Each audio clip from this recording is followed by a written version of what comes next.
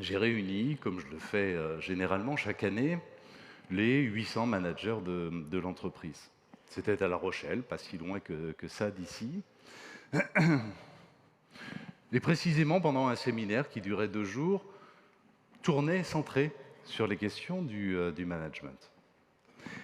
Et à un moment donné, à la stupéfaction générale, je leur ai dit, à partir de maintenant, je voudrais que vous considériez que votre responsabilité exclusive, que votre rôle unique, que l'objectif exclusif qui est le vôtre, ça n'est pas l'efficacité opérationnelle de votre équipe, ça n'est pas l'amélioration de la productivité, ça n'est pas l'amélioration de vos résultats.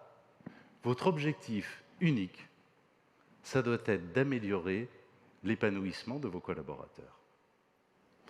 Évidemment, tout le monde était un peu surpris.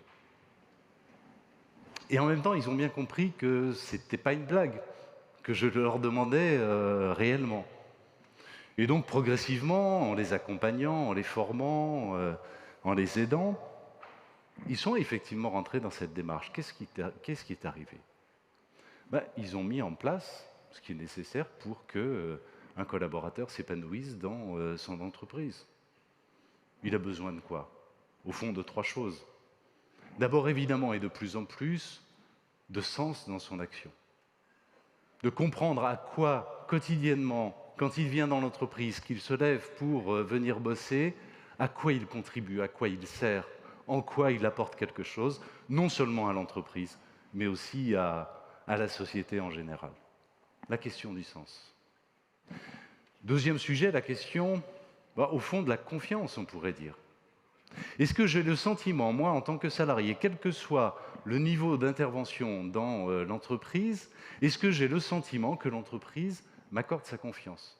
Est-ce que je suis là simplement pour exécuter des process ou est-ce que je suis là pour trouver des solutions à des problèmes qui me sont posés et qui sont posés à l'entreprise?